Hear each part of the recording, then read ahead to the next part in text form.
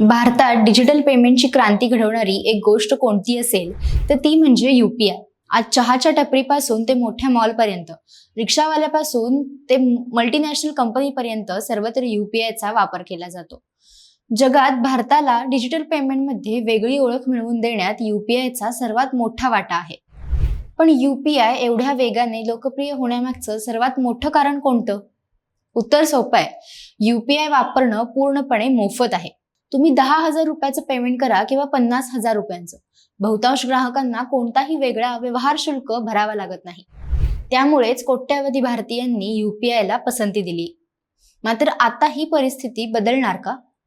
लोकसभेत मंजूर झालेल्या नव्या विधेयकानंतर UPIवर चार्जेस लागू होणार, 2,000 रुपयांवरील व्यवहारांवर शुल्क आकारलं जाणार आणि यामागे अमेरिकेचा दबाव आहे, अशा चर्चांनी सोशल मीडियावर जोर धरला आहे. पण या चर्चांमध्ये किती तथ्य आहे? आज या व्हिडिओमध्ये आपण समजून घेणार आहोत की लोकसभेत मंजूर झालेलं विधेयक नेमकं काय आहे, UPIवर लगेच शुल्क लागणार आहे का, 2,000 रुपयांची मर्यादा कुठून आली आणि अमेरिकेच्या दबावाच्या चर्चेचा आधार काय आहे. नमस्कार, मी जान्हवी आणि आपण पाहत आहात अनफिल्टर्ड महाराष्ट्र. सर्वप्रथम UPIची ताकद समजून घेऊया. 2016 मध्ये सुरू झालेल्या UPIने भारतातील डिजिटल व्यवहारांचा चेहरामोहराच बदलून टाकला. आज दर महिन्याला अब्जावधी व्यवहार UPIद्वारे केले जातात. त्यामुळे रोख पैशांवरील अवलंबित्व कमी झालं, छोट्या व्यापाऱ्यांनाही डिजिटल पेमेंट स्वीकारणं सोपं झालं आणि ग्राहकांनाही तत्काळ पैसे पाठवण्याची सुविधा मिळाली. UPIचा हा प्रवास 0 MDR म्हणजेच मर्चंट डिस्काउंट रेट नसल्यामुळे अधिक वेगाने झाला.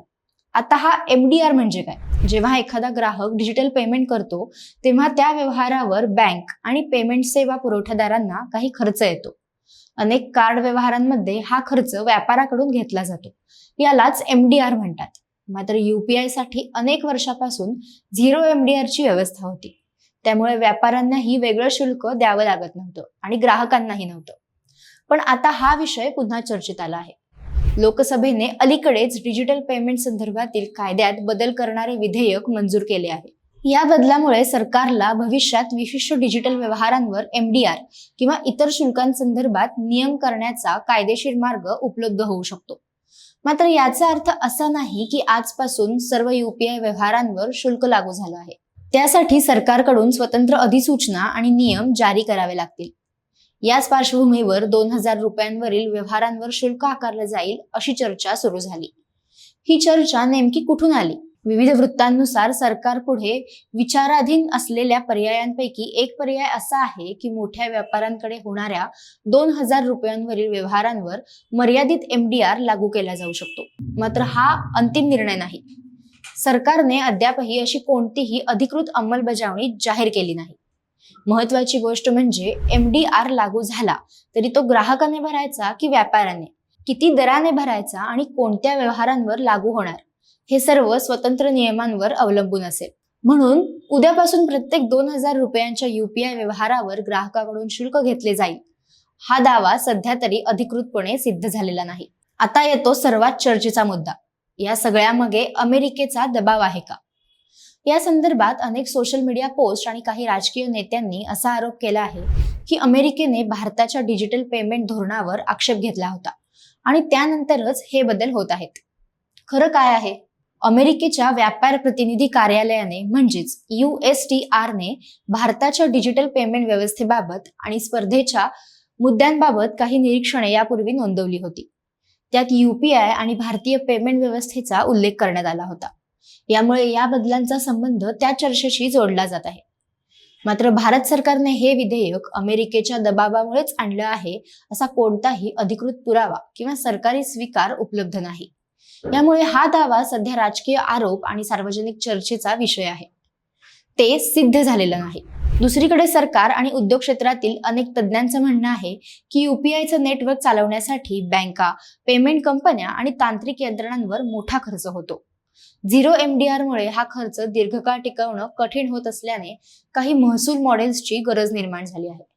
यामुळे हा वाद अधिक गुंतागुंतीचा बनलाय. एका बाजूला ग्राहक आणि छोटे व्यापारी आहेत ज्यांना UPI मोफत राहावं असं वाटतं, तर दुसऱ्या बाजूला बँका आणि पेमेंट सेवा पुरवठादार आहेत जे म्हणतात की इतक्या मोठ्या डिजिटल नेटवर्कसाठी शाश्वत आर्थिक मॉडेल आवश्यक आहेत. जर भविष्यात MDR लागू झाला तर सरकारसमोर सर्वात मोठं आव्हान असेल ते संतुलन राखण्याचं. छोट्या व्यापाऱ्यांवर अतिरिक्त भार पडू नये, ग्राहकांचा UPI वरील विश्वास कमी होऊ नये आणि डिजिटल पेमेंटचा वेगही मंदावू नये. भारताने गेल्या काही वर्षात डिजिटल व्यवहारांमध्ये जगात वेगळी ओळख निर्माण केली आहे. त्यामुळे कोणताही निर्णय घेताना त्याचा परिणाम सामान्य ग्राहक, व्यापारी आणि संपूर्ण अर्थव्यवस्थेवर होणार आहे. सध्या मात्र एक गोष्ट स्पष्ट आहे, लोकसभेत मंजूर झालेल्या कायद्यामुळे भविष्यात शुल्क लावण्याचा मार्ग खुला झाला असला तरी आजच्या घडीला सर्व UPI व्यवहारांवर शुल्क लागू झालेलं नाही. तसेच 2000 रुपयांवरील व्यवहारांवर शुल्क आकारण्याचा अंतिम सरकारी निर्णय अद्यापही जाहीर झालेला नाही. म्हणून सोशल मीडियावर फिरणाऱ्या प्रत्येक संदेशावर विश्वास ठेवण्यापेक्षा अधिकृत अधिसूचना आणि सरकारच्या अंतिम निर्णयाची वाट पाहणं हे अधिक योग्य ठरेल. तुमच्या मते UPI व्यवहार पूर्णपणे मोफतच राहायला हवेत की मोठ्या व्यापाऱ्यांसाठी मर्यादित MDR लागू करणं योग्य ठरेल? आणि या संपूर्ण वादाकडे तुम्ही कसं पाहता? तुमचं मत आम्हाला कमेंट्समध्ये नक्की सांगा.